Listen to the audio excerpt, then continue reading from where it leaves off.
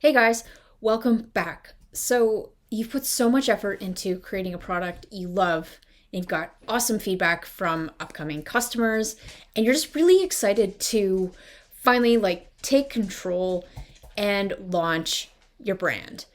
But when it comes to creating a Shopify website or launching a Shopify website, you're in a little over your head. You admit that you feel pretty good about your product, but when it comes to actually getting sales for Shopify and real customers, you kind of freak out a little bit. So in this video today, I'm going to cover what are the top 3 biggest mistakes that I see new Shopify store owners make when it comes to getting off the ground and getting sales. Let's cue that intro.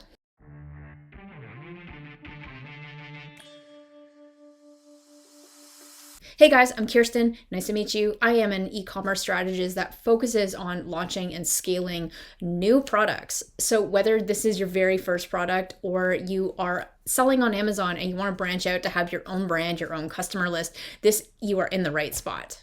So actually today, I lied. We're going to be covering the top 5 biggest mistakes that I see people making. I know I said 3 in the beginning, but we're just going to roll with that. So bonus 5 today.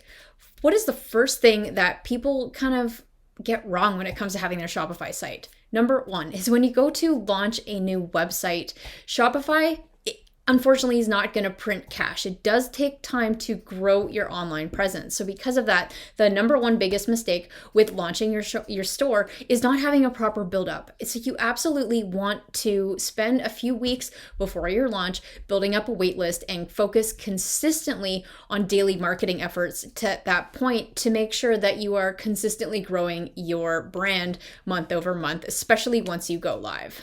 The second mistake I see people making is they don't come in with the realistic budget. So if you only have a couple of $100s to spend to launch your store, but you've spent thousands of dollars getting inventory and developing your product, something's off. So you absolutely want to make sure that you set yourself up for success right off the bat by having a realistic budget to drive some ads, test new product. So the budget I recommend you come in with is somewhere between $2,000 and $3,000 to get started, so that when you combine paid marketing with organic methods every single day, you're going to be able to at least give yourself a chance of success and starting to get some early traction. So if you are at the point where you literally are broke and you only have a couple of $100s to invest in this, I absolutely recommend that you get a job or you borrow the money so that you're able to set yourself up, because nothing is worse than launching on Shopify and having no money to build your brand. So it does take some money to play. I do recommend $2,000 to $3,000 to start.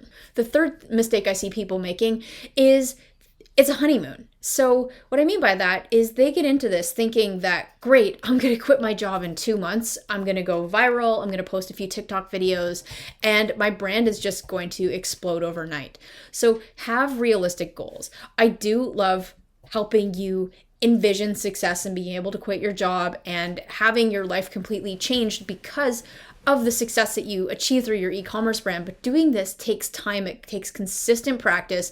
And I think that when you don't have realistic goals going into it, you can get pretty discouraged and not motivated in the beginning because you didn't have the right expectations going into that. So know that this is going to be hard. It's going to take work, and it's not a get rich quick thing. The reality is that it takes months to build a brand. It takes time to get those sales and to start to really scale things up. Fourth thing I see is people get so excited about putting their product online that they don't take time to focus on communicating how their product solves a problem in this world.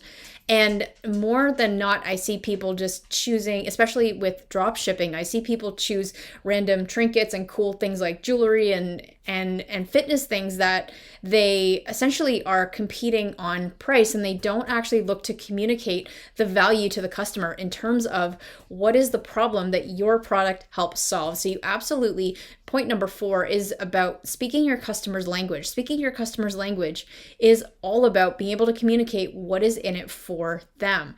And I got this from Seth Godin. I think it was Purple Cow. Please correct me below if I'm wrong, but he came up with that everyone's favorite radio station is I. It's hearing their own name or someone talking about them. So, of course, in order to grab someone's attention, we want to make sure that we are communicating our difference in terms of how your problem solves a product in somebody's life.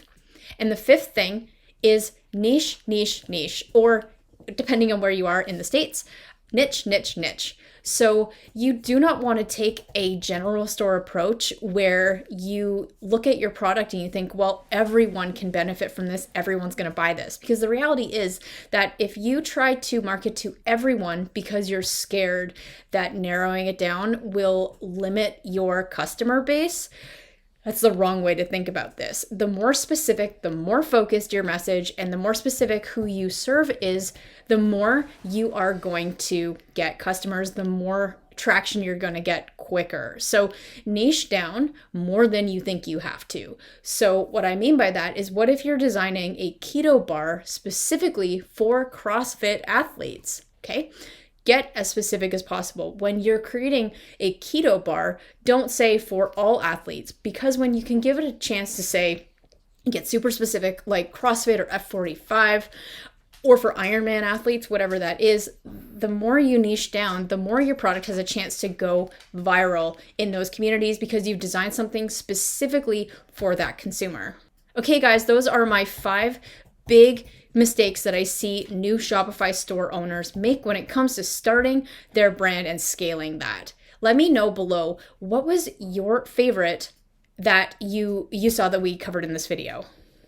Apart from that, because you are here and because you are looking to launch or scale your e-commerce brand, we've got a ton of free resources and downloads and training that you can access in the resources section below. Specifically, if you are looking at connecting with other like-minded entrepreneurs, we have a free online community that we drop training in weekly. It's just a great place to see what other brands in different verticals are doing. So the link for all of that is below this video. And apart from that, be sure to subscribe, and we will see you next time.